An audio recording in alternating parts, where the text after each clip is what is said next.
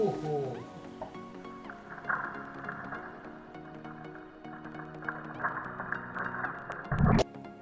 everyone, in that song that you just saw, I instantly transitioned from OLL to PLL. How did I do it? Well, I don't know this last staircase by heart, I can tell you that. And I didn't recognize PLL after finishing OLL, because that would be incredible recognizing that quickly. So how did I do it? Well, I used a technique that I call BOLL, and it's really cool. Let me show you.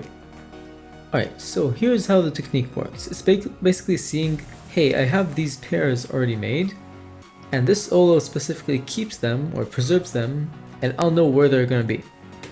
So for this specific OLL, this is what the PLL skip case looks like. So not only does it preserve these 3 bars, it also cycles them around. So this one is going to go to here, this one's going to go to here, and this one's going to go to here. Now let's have a look at this cube. This one's going to go over here. So these 2 are going to go over here. And these 2 are going to go over here, which means that these 2 are going to go over there. So I'm going to have a bar here and a bar here. And another thing that you can learn that makes this really good, they work really well together, is JOLL, which means based on the corner permutation here, I know where the headlights are going to be. I'm going to have headlights on the left here. So if I have headlights on the left, a bar over here, and a bar over here. What PLL can this be? Well, it can only be a J-perm. Bar over, headlights on the left, bar right here, and bar right here. It can only be a JB perm. So before even doing OLL here, I was at this position, I knew that this was a JB perm.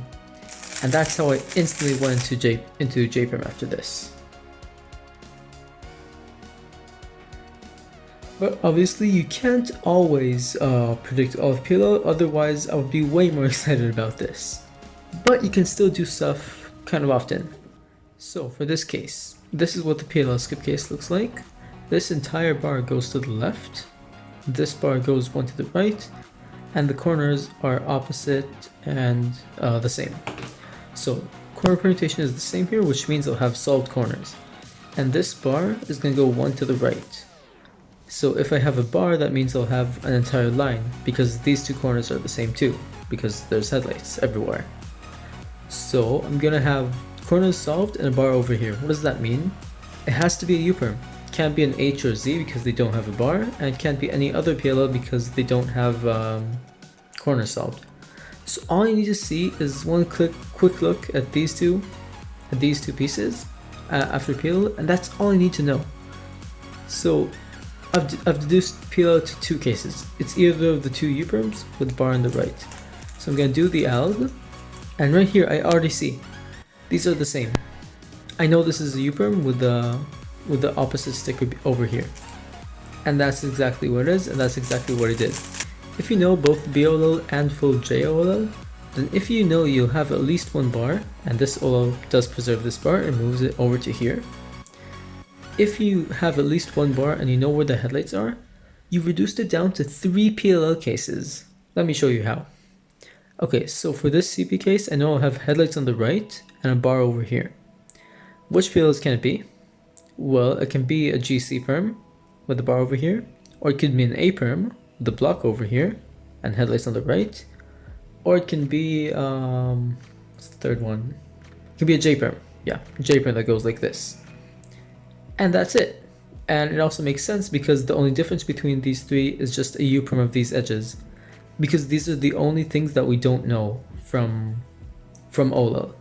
So I'll do OLL here. And it is the G-perm. And when I said G-perm, I meant specifically GC. Headlights here, bar over here. And let's do this now. And it's a J-perm. And now let's do this one. And it's an A-perm. This was the reference cube. So yeah, before doing OLL even, I knew this was either GC or JA or an AA. I reduced it down to 3 PLL cases before even doing OLL. That's really good. That's really good. Even if you can't predict it completely, you can start recognizing. And then, let's say we're doing this OLL, so I know I can look at them left because it's easier to recognize on the left. That's not J, that's not an A, it's a G frame.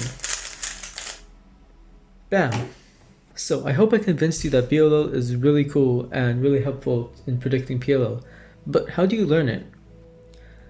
Well, the answer is if you know JLL, then like that. And if not, then you just go through every OLL, look which blocks it preserves, and look where they go. For example, this case preserves 3 blocks, this one, this one, this one. Most OLL cases preserve less. And just memorize, this goes over to here, this goes over to there, and this goes over to here. That's it. There's no easy way to memorize. You just go for every OLL case. And I can't even make a sheet because everyone uses different OLL cases. You need to memorize on your own. But trust me, it's really cool and it's worth it, and it's really cool to do this in a solve where you just don't stop to recognize PLL. If I made BLL sound really good to you, then I'm happy I convinced you, but it's not as good as I said, because usually this is just what you're gonna get. Oh, there's a bar here, there's a bar here, but neither of them got preserved, because OLL doesn't always preserve blocks. And even if OLL does preserve blocks, you won't always get blocks there. It's actually kind of rare. It's probably like, I don't know, 1 in 5 solves, I'd say, just based on like guessing. But it doesn't come up every solve. And that's why I don't honestly really recommend learning this unless you're like sub 10. If you really want to, then go ahead. It's a really cool method. But yeah, it's not as useful as they made it sound. Still really cool though. It's still really cool. Thanks for watching, everyone. If you learned something new or if you enjoyed this, then be sure to like, comment, and subscribe, and I'll see you next time.